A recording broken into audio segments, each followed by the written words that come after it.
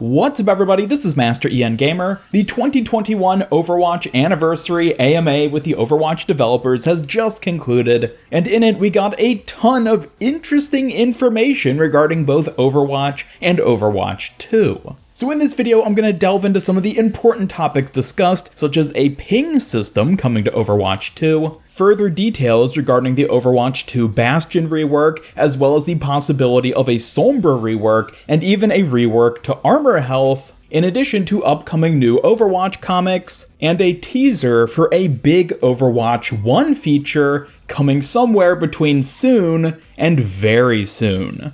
Real quick though, I just want to remind you to subscribe and hit up that bell icon to never miss out on any future Overwatch and Overwatch 2 news and content. But now let's dive right on into the new info we got from this Overwatch AMA. So first up, Overwatch game director Aaron Keller mentioned that they are currently internally working with a prototype for a ping system, but that at the moment they can't confirm whether or not this will be a feature they end up going through with. It seems like at the moment they're hammering out some issues with it, and we should stay tuned to find out whether or not this is something that'll be added with Overwatch 2. Crossplay and cross-progression are both things which the dev team are very interested in adding to Overwatch, but they didn't have anything to announce regarding it today. Now, I find this one to be particularly interesting just based on the way this response is worded. They don't mention that it's something they'd like to do, but we shouldn't expect to be coming anytime soon. They just say that they don't have anything to announce today. Now, as I'm sure many of you saw not too long ago, I put out a video talking about how crossplay could be one of the new features coming to Overwatch 1 in the not-so-distant future. And based on the information we got from this response, I'm willing to say that now, more than ever, crossplay could very realistically be something we see coming. Another comment from Aaron Keller mentioned that they have several exciting things coming to Overwatch. As far as rough estimates go, one large feature will be announced somewhere in the time frame between soon and really soon. Now, we all know what a blizzard soon means. That can mean anywhere from 2 days to 2 years. So unfortunately, there's not a whole lot we can deduce from this, but it is further emphasis from Aaron Keller that there are big features coming to Overwatch 1 still, and I guess we just gotta keep our eyes and ears open to see what that ends up being. It was also confirmed that more comics are in the works, although no details of when or what these comics will cover was discussed. And on a rather unexpected related note, we got a bit of a story clarification regarding one of the older comics, which is confirmation that the family Reaper is stalking in the Reflections comic is indeed his family. Now, honestly, I think most people have kind of even forgotten about this image at this point in time, given that this comic came out all the way back in 2016 and hasn't been built on at all since then. And while it was pretty common headcanon to assume that this is in fact Reaper's family he's watching, it is interesting that after all these years, we finally have official clarification that yes, this is Reaper's family, and it seems like we could see more building off of this in Overwatch 2.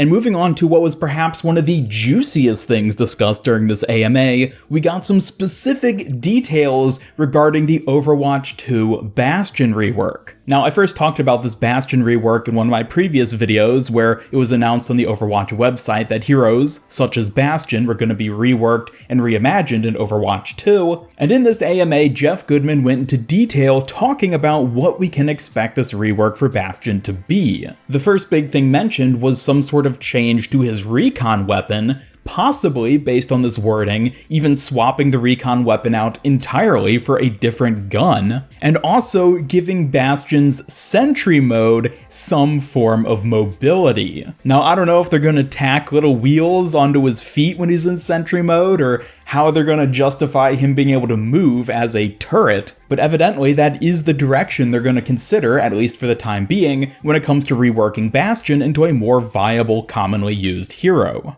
And of course, they still are actively in the process of working on Bastion, so any of these changes aren't guaranteed to see the light of day in Overwatch 2, but it was awesome that Jeff gave us some actual details regarding this change, so we have a bit of an idea, at least when it comes to the dev's mindset, on how to rework him. And along a similar note, Jeff Goodman also talked about the possibility of a Sombra rework in Overwatch 2, and even gave a couple examples of how they've been playtesting her. One of these was that she could no longer hack players at all, but instead gained a plus 50% damage bonus when shooting an enemy in the back. Can I think of any other hero shooter character who had a strong advantage when attacking people in the back? I don't know, nobody really comes to mind. And another thing they were playtesting is that she could hack players, but a hack on an enemy just meant your allies could see that player through walls instead of silencing them. She could also hack while invisible and gained a 30% damage bonus against targets that were hacked. Ultimately though, it sounds like they decided not to go with either of these directions with her kit, but like Bastion, it sounds like she is still heavily being considered and reworked at the moment, so we'll have to see what the end results of her as a hero end up being once the sequel releases. And in a separate response, also by Jeff Goodman, he went into a bit more detail by saying that on their current internal Overwatch 2 build, EMP does not remove overhealth, which is their consolidated form of all types of overhealing into just a singular overhealth. And then he also reiterated once again that Brigitte and Torbjorn's overhealth will no longer be armor, but rather just regular health, and thus the heroes are likely going to have to be further balanced and tweaked in order to compensate for this. But at the end of this response, he also went a bit further in discussing the possibility of reworking armor overall. Basically, it sounds like they're working on trying to find a way to make armor more intuitive and possibly changing it to where it takes away a percentage of damage dealt as opposed to just a set number. But like the other reworks, it is something that they are still currently considering, and thus we'll have to wait and see for whatever they end up deciding. Shifting now to the topic of new maps, we got some interesting responses regarding some of the existing Overwatch 2 maps which have shown off, namely being Gothenburg and India, with Aaron Keller teasing that both of these maps could potentially, maybe, be for a as-of-yet unannounced new game mode. Now, we do know that Aaron did announce previously that there is at least one more unannounced new game mode for Overwatch 2 coming to the PvP, and so we can assume based on this comment that Gothenburg and India are likely to be part of that game mode. And on a similar note, in a different response, Aaron Keller mentioned that existing 2CP maps are almost certainly not going to be reworked into other game mode types, as essentially that would take the same amount of work as just building a brand new map from the ground up. And also mentioned that they currently don't have any plans to produce new 2CP maps going forward, which makes sense given that it's not going to be a standard game mode anymore, and if it does continue to exist, it almost certainly will only be in the arcade. And another surprise response regarding maps, which got me particularly excited, was Aaron Keller acknowledged one of my favorite map concepts of all time, Galapagos. He actually talks a bit about this concept, saying that there was a piece featuring a giant underwater walking machine. It looked like it had a city, or at least a bunch of buildings on it. I started calling it Galapagos for some reason, and I have wanted to build an underwater map, set in some villain's lair off the coast of Galapagos ever since. I think we even had a paper map of this location early in Overwatch development. It was going to be an escort if I remember correctly. Now, he doesn't give any indication here as for whether this Galapagos or underwater map idea has carried on into Overwatch 2, but I love that we actually got a bit of background context for this concept and information on what it was evidently going to be. I've still got my fingers crossed for it being an Overwatch 2 map someday, because I love the idea of an underwater map like this.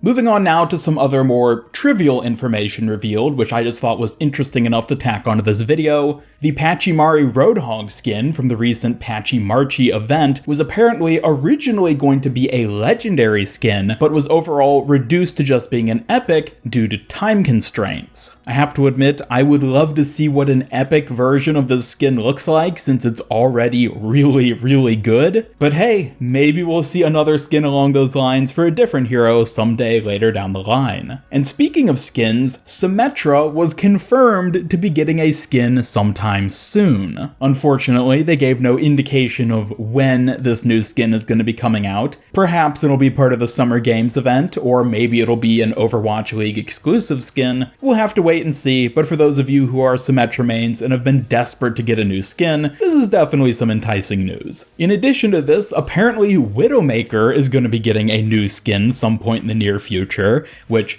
I find to be particularly funny given that she just got 2 legendary skins in a row for this year's Lunar New Year and Archives event, and apparently she's already got another new skin in the works. So we'll just have to wait and see what that ends up being. Mei and Doomfist tank reworks are still on the table and being considered, but are unlikely to end up happening as the devs see reworking them into tanks as being more work than just tweaking them as DPS heroes to better fit the balance of Overwatch 2. So while it's still possible for these two to join the tank roster, it's still regarded as being unlikely.